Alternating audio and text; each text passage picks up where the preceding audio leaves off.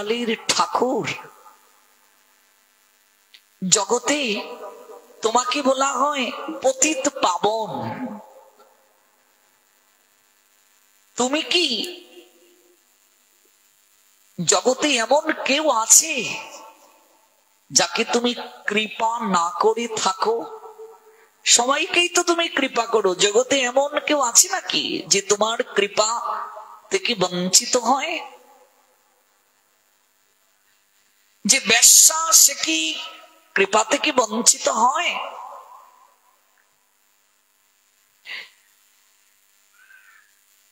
এই জগৎ সংসারে যে অকাদ্য কুকাদ্য গ্রহণ করে সেও কি কৃপা থেকে বঞ্চিত হয়? নেশায় যে আসক্ত সে কি কৃপা থেকে বঞ্চিত হয়?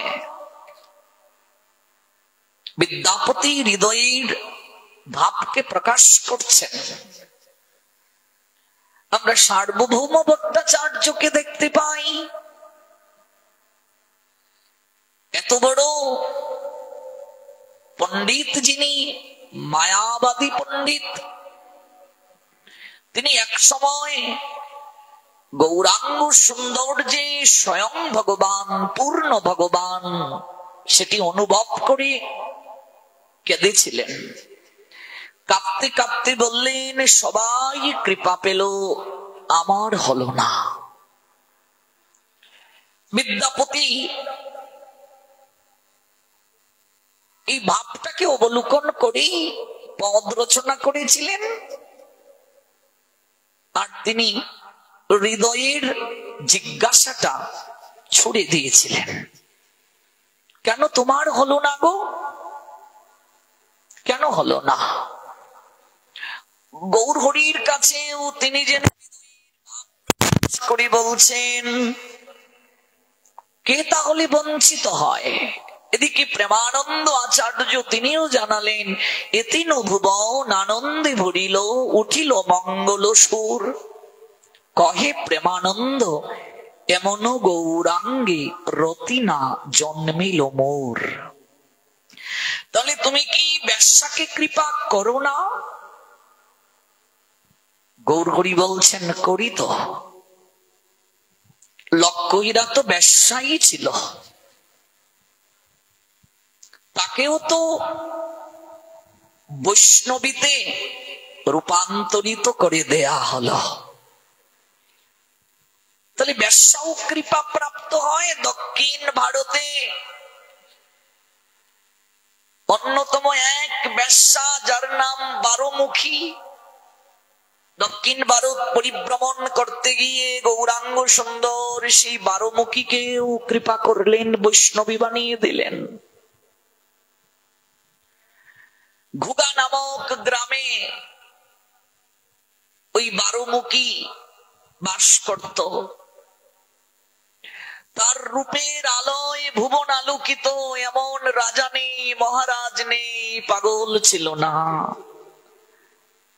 তার এত রূপ, এত রূপের পসরা তার গাত্রে ছিল। দক্ষিণ ভারত পরিভ্রমণ কালে ঘুগানগরে আমার গৌরাঙ্গ সুন্দর যখন গেলেন, অহৈত কি প্রেমের ভাণ্ড নিয়ে প্রেম বিতরণ করছেন যখন তিনি কৃষ্ণ নামে বিভোর হয়ে,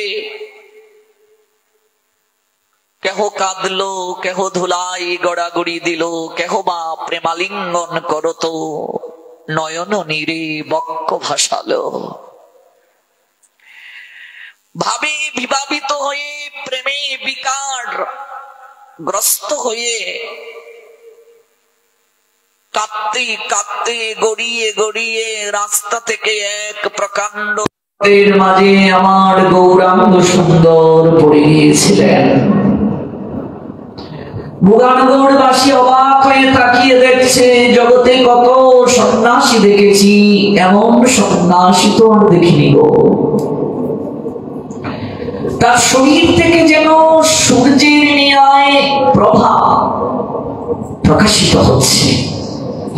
দেখে তো মনে হয় বেশি বয়স হবে না, 24 কিংবা 25। আহা, এমন রূপ বুঝি কারো হতে পারে? এমন করে কেউ কি কৃষ্ণ কৃষ্ণ কৃষ্ণ বলে কাঁদতে পারে?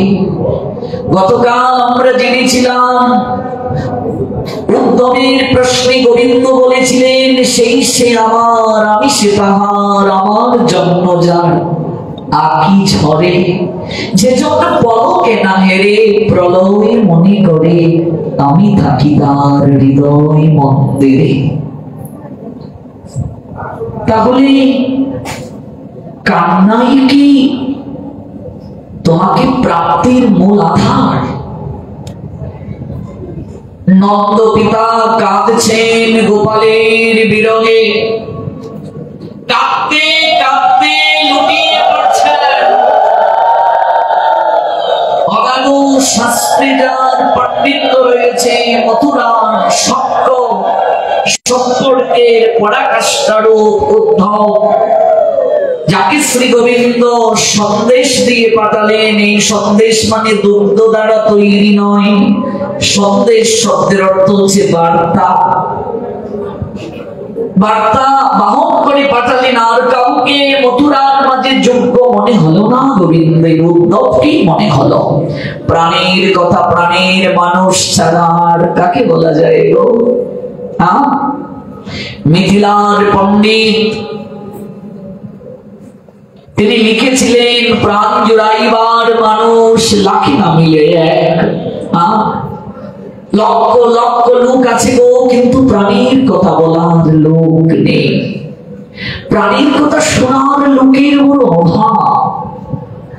চারিদিকে অগণিত লোক আছে, কিন্তু প্রাণীর কথা কার কাছে বলবো? একটু শান্তি প্রাপ্তির জন্য কাউকে যোগ্য মনে হলো না। প্রাণের বান্ধব উদ্ধবকেই যোগ্য মনে হলো, তাই তো উদ্ধবকে পাঠালেন ভগবান। নিজের পোশাক পরিচ্ছদ দিয়ে আপন মমত্বে সাজালেন, রথে আরোহণ করালেন, স্বর্ণের রথে চড়িয়ে উচ্চারণ ভূমিতে পাঠালেন উদ্ধবকে। যদিও উদ্ধব পরবর্তীতে উপলব্ধি করতে পেরেছিলেন এই রাজকীয় পোশাকে সোনার রথে আরোহণ করে ভক্তির ভূমি, রসভূমি ব্রজপল্লীতে আমার আসা উচিত হয়নি। কারণ রসভূমিতে রসিক শেখরের জন ব্যতীত কখনো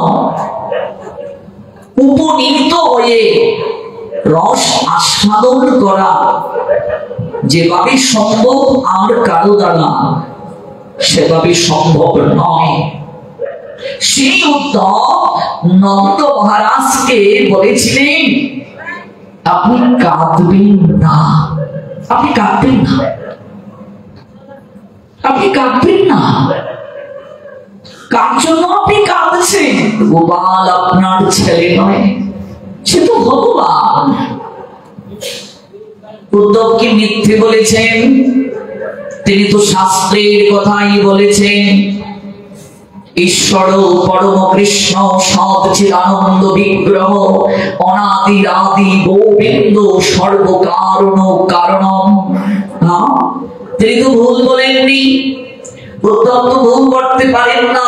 দেবগুরু বৃহস্পতির শিষ্য তিনি, শাস্ত্রে যার অগাধ পাণ্ডিত্য, তিনি কি করে ভুল বলতে পারেন? ঠিকই তো বলেছেন, ভগবান কৃষ্ণ থেকে বড় জগতে আর কে আছে? মত্ত পরতর নন্নত কিঞ্চিদস্তি ধনঞ্জয় মই সর্বমিদং প্রতম সূত্রে মণি গণাইব। হে ধনঞ্জয়, আমার থেকে শ্রেষ্ঠ জগতে আর কেউ নাই, আমার থেকে বড় কেউ নাই। সূত্রে যেমন মণি সমূহ গাথা থাকে, তেমনি সমস্ত বিশ্ব আমাদের অতপ্রতভাবে অবস্থান করে।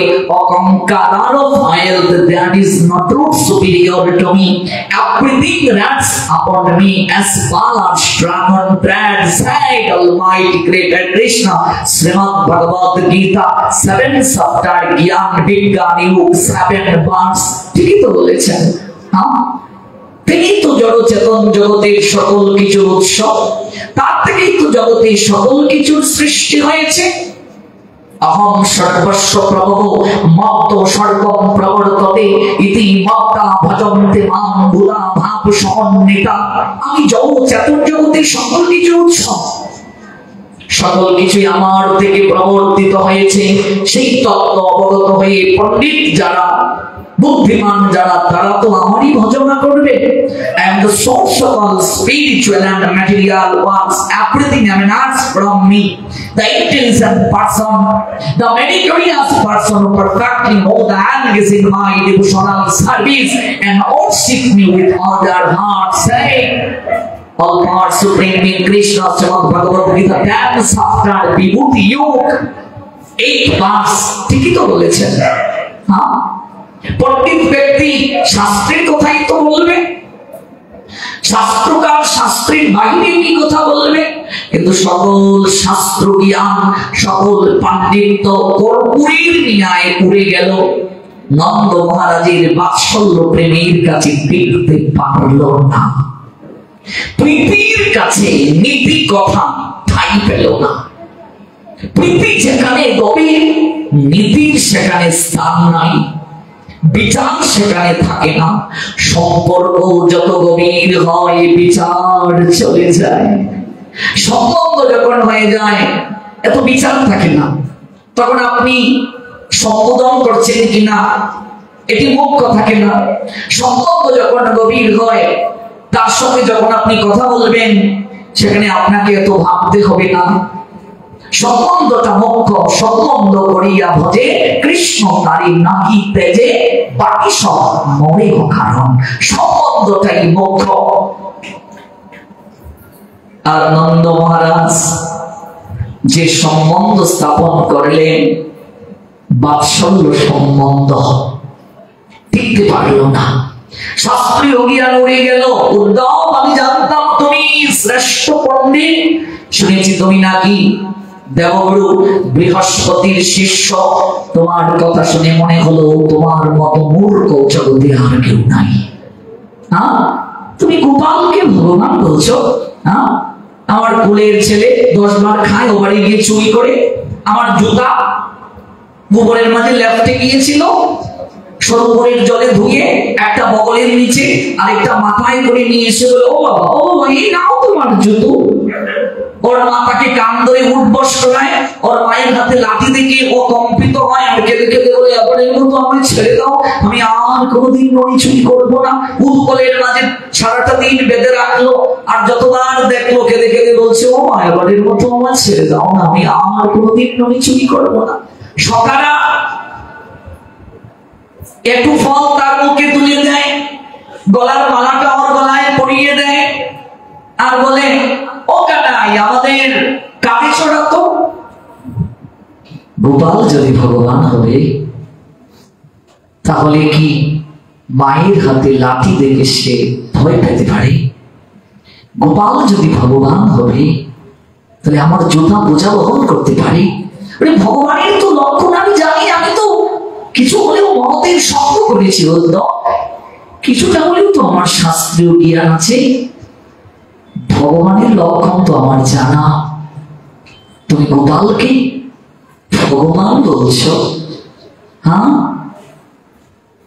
তোমার কথা যদি আমি মেনেও নেই, তুমি তো আমার অন্তরের মাঝে আরো বেশি যন্ত্রণার আগুন ধাউ ধাউ করে জ্বালিয়ে দিলে।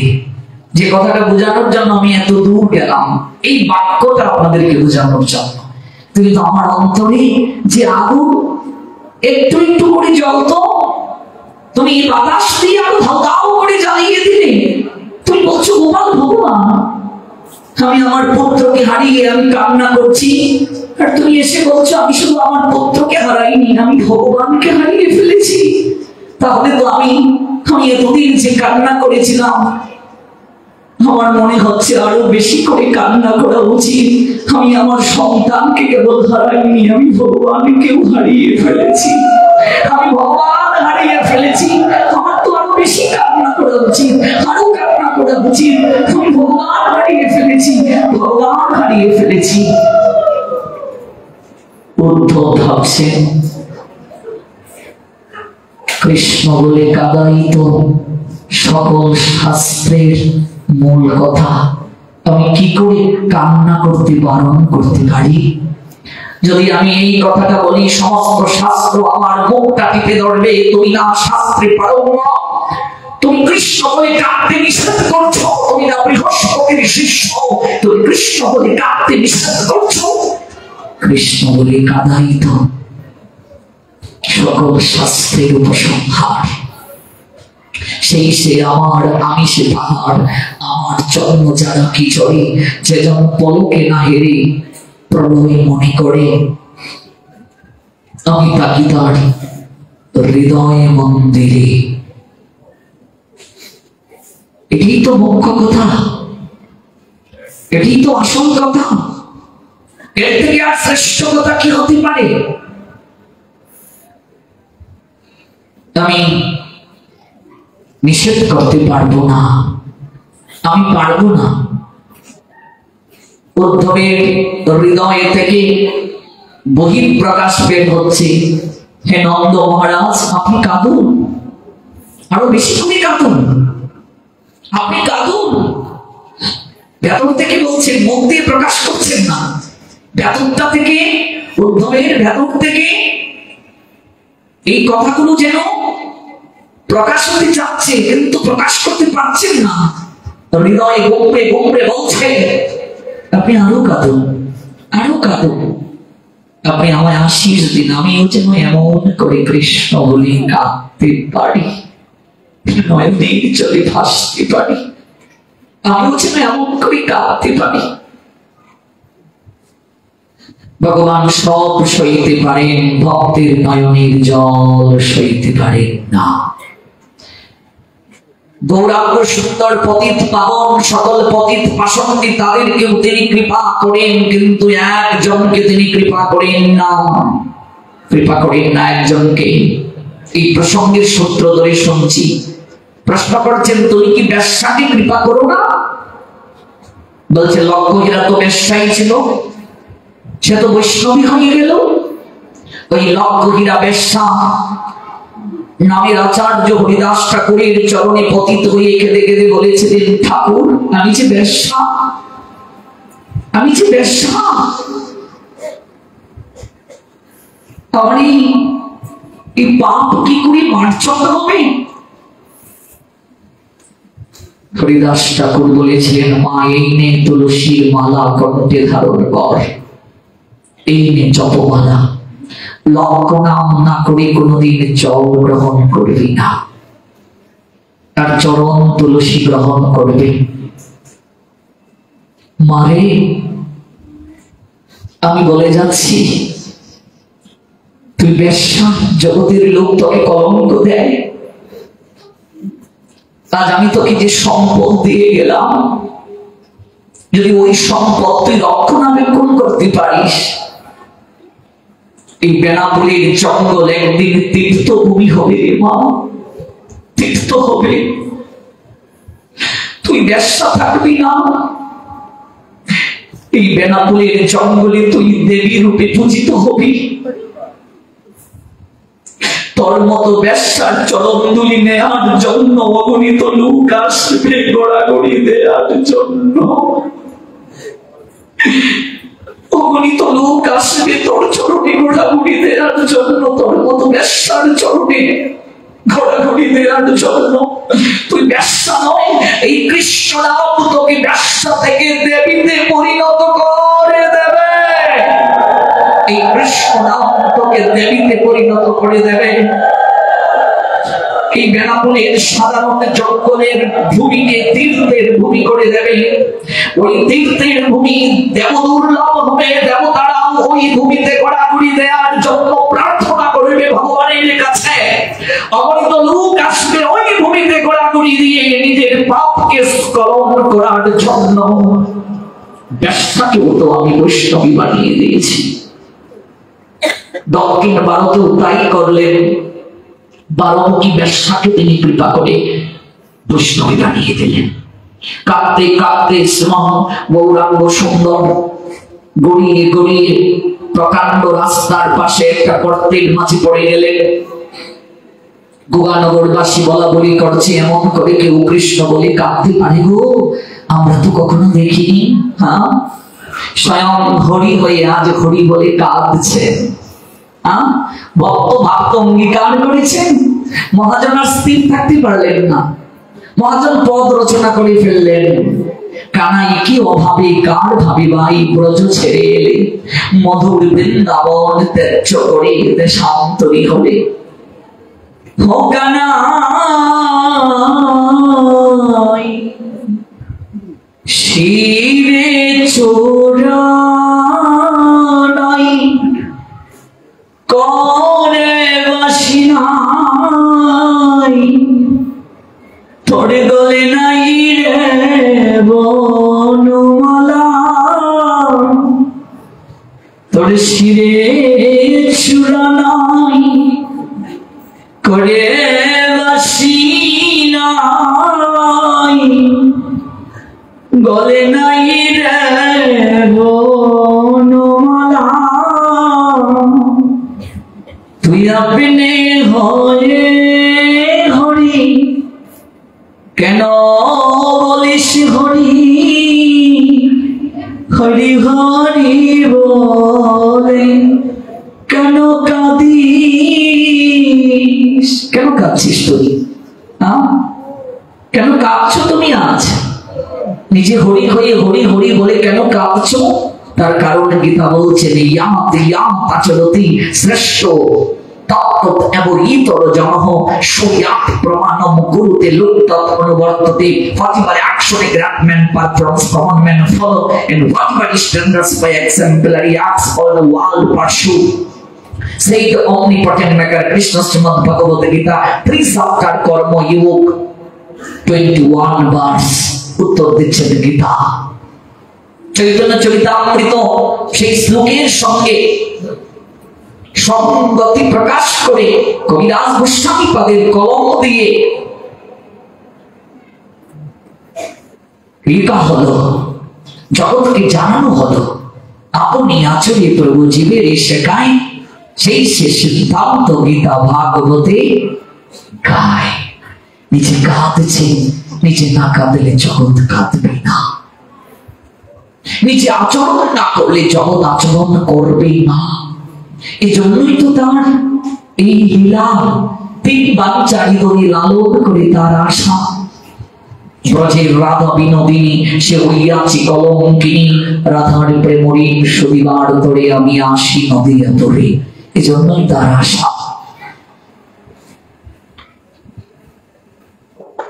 গোগানগরবাসী প্রেমে মত্ত হলো, মাতুয়ারা হয়ে নাচতে শুরু করলো।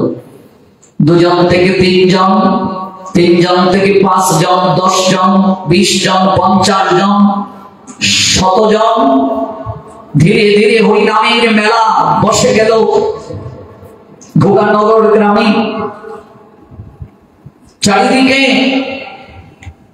আনন্দের বার্তা ছড়িয়ে পড়লো। এত সন্ন্যাসী নয় গো, স্বয়ং ভগবান। দলে দলে লোক আসতে শুরু করলো, নামার প্রেমের বন্যায় ভাসলো। কেনেবেরি ব্রজ কিশোরী প্রেম গৌর ডাকে আয়। নদীর তীর ভাঙিল, ঢেউ উঠিল, লাগলো জীবের গায়। প্রেমের উর্মি জালে সবাই আন্দোলিত হচ্ছে, সবাই সবাই আন্দোলিত হচ্ছে। গোগানগর গ্রামের বিশিষ্ট পণ্ডিত তিনি এটি গ্রহণ করতে পারলেন না, গ্রহণ করতে তিনি পারেননি। এই কি কোথাকার কোন সন্ন্যাসী এসে এখানে তার প্রতিপত্তি বিস্তার করছে, সবাই তাকে নিয়ে মাতোয়ারা হয়ে উঠছে, এটা তো আমি মেনে নিতে পারি না। তাই গৌরাঙ্গ সুন্দরী নিন্দা বন্দনা তিনি শুরু করে দিলেন।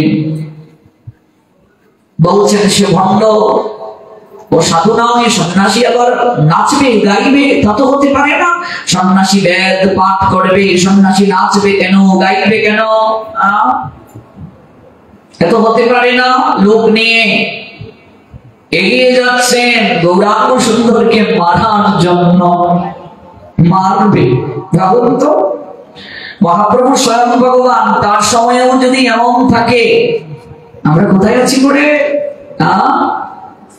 আপনার পিছনে শত্রু থাকবে না কি করে ভাবলেন? আপনার পশ্চাতে নিন্দুক থাকবে না কি করে ভাবলেন? আপনাকে সবাই ভালোবাসবে এটি আপনি কি করে ভাবতে পারেন? সবার প্রীতি আপনি প্রাপ্ত হবেন তা তো হতে পারে না। এই জগৎ সংসারে আপনি আমি সবার প্রীতি পাবো, এটি কখনো কখনো যেন আমাদের চিত্তে স্থান না পায়। নিন্দুক থাকাটা ভালো। কবি বলছেন, নিন্দুক তুমি নিন্দা করে করছো আমার ভালো, নিন্দা করে জীবনে মোর আনন্দ তুমি ভালো। রাগ করিয়া তোমার উপর নিন্দা করলে বলে বুলবুল সব শুকরে নিতে মনে আগুন জ্বলে। তোমার তীব্র আঘাতে আজ জীবন হলো ধন্য, তুমি আমার ভুলটা ধরো ভালো হবারই জন্য। তোমায় যেন পাইব সদা আমার সকল কাজে, তোমার ঘাতে জীবন প্রাতে সুখের বিনা বাজে। রবি ঠাকুর বুঝি এজন্যই লিখেছিলেন, নিন্দুকের বাসি আমি সবার চেয়ে ভালো, যোগ জন্মের বন্ধু সে যে আধার ঘরের আলো। সবাই মরে ছাড়তে পারে বন্ধু যারা আছে, নিন্দুক সে ছায়ার মতো থাকবে পাছে পাছে। বিশ্বজনে নিঃস্ব করে পবিত্রতা আনি, সাধক জনে নিস্তারিতে তার মতো কে জানে। বিনামূল্যে ময়লা ধুয়ে করে পরিষ্কার, বিশ্ব মাঝে এমন দয়াল মিলবে না কোয়ার। নিন্দুক সে বেঁচে থাকুক বিশ্বজিতের তরে, আমার আশা পূর্ণ হবে তাহার কৃপা ভরে। সাধক তুলসীদাসকে একজনই খুব নিন্দা করত, খুব নিন্দা। ওই নিন্দুক লোকটা যখন মরে গেল, তুলসীদাস গিয়ে তার মস্তকের পাশে বসে কান্না করছেন। সবাই বলছে, এ কি গো, তুমি কান্না করছো কেন? কত সর্বদা তোমার নিন্দা করত, ও তো তোমার শত্রু ছিল। সাধক তুলসীদাস বলছেন, আমি কাঁদছি এই জন্যই, আজ থেকে আমার ভুলগুলো আর ধরিয়ে দেওয়ার লোক থাকলো না। আমি অন্তত কোন একটা কার্য করতে গিয়ে ভয় পেতাম, আমি কার্যটা করছি ভুল করছি না তো, একজন তো আছে আমার ভুল ধরার জন্য। আজ থেকে আমার আর কেউ রইল না গো। আমরা কেবল প্রশংসা শুনতে চাই, প্রশংসায় আমাদের বড় আনন্দ দান করে। যেদিন থেকে প্রেমময়ী রাধারানীর মতো নিন্দার কাঁটা গায়ে বিদ্ধ করতে না পারবো, সেদিন থেকে কখনো ভাববে না যে আমার কৃপা হবে। ভগবান আপনার কৃপা করেছেন, কখন আপনি উপলব্ধি করতে পারবেন ভগবানের আপনি প্রিয়। গীতায় ভগবান বলছেন, যেদিন শত্রুকেও তোমার মিত্রকেও তোমার একই জ্ঞান হবে, সেদিন বুঝবে তুমি ভগবানের প্রিয় হতে পেরেছ। শত্রু যে মিত্র, সমশত্রু মিত্রে যত মান অপমানায় শীত উষ্ণ সুখ দুঃখেষু সমসঙ্গ বিবর্জিত। সুখ দুঃখ শত্রু মিত্র যখন সমজ্ঞান হবে, আপনাদের হয়েছে, আমার হয়নি গো, আমার হলো না। হ্যাঁ, কবিগুরু বলছেন, পরম দয়াল নিন্দুককে, যাকে টাকা দিতে হয় না, পয়সা দিতে হয় না, যে আপনার ময়লা পরিষ্কার করছে, ধুয়ে মুছে। রবি ঠাকুর নিন্দা দুঃখে অপমানী কবিতায় তিনি আবার লিখলেন, নিন্দা দুঃখে অপমানে যত আঘাত খাই, তবু জানি কিছুই সেটা হারাবার তো নাই। পাখি যখন ধুলার পরে ভাবতে না হয় আসন্তরে, দৈন্য মাঝে অসংকোচে প্রসাদ তব চাই। লোকে যখন ভালো বলে যখন সুখে থাকি, জানি মনে তাহার মাঝে অনেক আছে ফাঁকি। সেই ফাঁকিরে সাজিয়ে লয়ে ঘুরে বেড়াই মাথায় বয়ে, তোমার কাছে যাব এমন সময় নাহি পাই। আহা, রবীন্দ্রনাথ শুধু কবি নয় গো, ঋষি কবি। আমি তো বাংলা সাহিত্যের ছাত্র, বাংলা সাহিত্যে অনার্স করেছি, মাস্টার্স করেছি, ইচ্ছে ছিল বাংলায় পিএইচডি করার, তো বাংলার তো ছাত্র আমি। তো কবি রবীন্দ্রনাথকে ঋষি কবি জ্ঞান করা হয়, তার লেখনী এত চমৎকার। তিনি সাধারণ কেউ নয়, ঋষি কবি। ঋষি কবি তিনি। সাহিত্য ভুবন ফুলে ফলে সুশোভিত হলো, এমন কোন শাখা নাই সাহিত্যে যে তিনি পদচারণা করেন নাই। তার লেখনীর মাঝে আধ্যাত্মিকতা প্রকাশিত হয়েছে। তাহলে আপনার মনে প্রশ্ন আসতে পারে, যদি নিন্দা করি আমার করণীয় কি? কবি বলছেন শিমুল ফুলকে কেন্দ্র করে। আচ্ছা, শিমুলের কি গন্ধ আছে? তোরে সবে নিন্দা করে গুণহীন ফুল। শিমুলকে বলছে তোর কি গুণ আছে রে? হ্যাঁ, তোকে তো সবাই নিন্দা করে। হ্যাঁ, তোর সৌরভ আছে? যে পুষ্পের সুগন্ধ আছে তাকে সবাই ভালোবাসে কিনা? তোর তো কোনো গন্ধই নাই, তোকে কে ভালোবাসে? তোরে সবে নিন্দা করে গুণহীন ফুল। এবার শিমুল ফুল হেসে হেসে কি বলছে জানেন? শুনিয়া নীরবে হাসি কহিল শিমুল, যতক্ষণ নিন্দা করে আমি চুপে চুপে ফুটে উঠি আপনার পরিপূর্ণ রূপে। মানুষ যতক্ষণ আমায় নিন্দা করে, আমি এদিকে কান্না দিয়ে আমি নিজের কাজ করি, আমি সুন্দর করে ফুটে উঠি।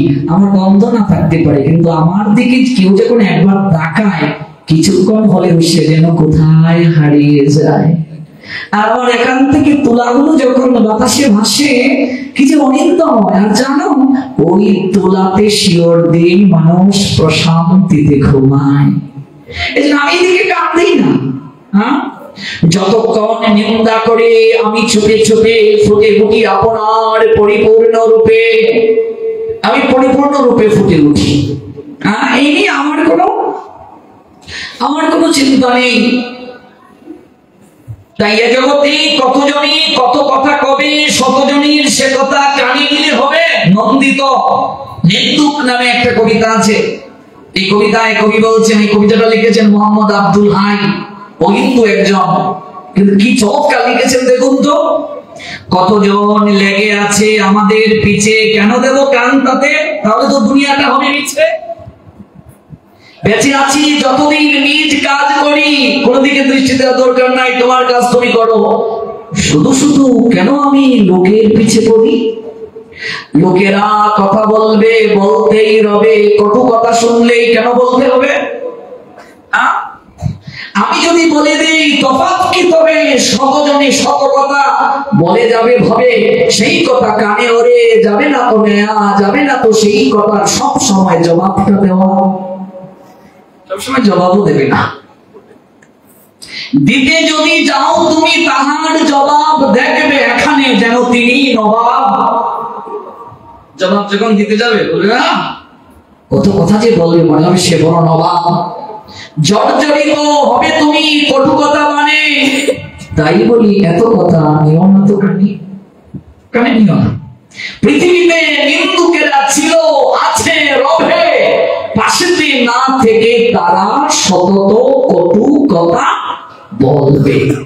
মনে রেখো, শেষ হাসি একদিন ধৈর্যশীলেরাই হাসে, তাই তো কবি নিন্দুকেরে এত ভালোবাসে। যদি ধৈর্য ধারণ করতে পারো তাহলে কি হবে? শেষ হাসিটা তোমার মুখে হাসবে। রবীন্দ্রনাথ বলছেন, নিন্দুক সে বেঁচে থাকুক বিশ্বহিতের তরে, আমার আশা পূর্ণ হবে তাহার কৃপা ভরে। ওই নিন্দুক তুমি বেঁচে থাকো, আমার আশা তোমার কৃপায় পূরণ হবে। তুমি মানুষ, তোমাকে বিচার করার ক্ষমতা দিয়েছেন ভগবান। তুমি যদি তোমার মানবিক গুণ থেকে সরে যাও, তাহলে তো সেটি হতে পারে না, চলবেও না। রাস্তা দিয়ে একটা লোক যাচ্ছে, মনে রাখবেন দুজনকে দেখে কখনো দৌড়াবেন না। একজন হচ্ছে কুকুর, তাকে দেখে কখনো দৌড়াবে না। যদি দৌড়াও সেও তোমার পিছনে দৌড়াবে, আর পুলিশকে দেখে কখনো দৌড়াবে না। তাহলে পুলিশ ভাবে নিশ্চয়ই ওর মাঝে কুমতি আছে, চৌর্যবৃত্তি আছে, আমাকে দেখে দৌড়াবে কেন?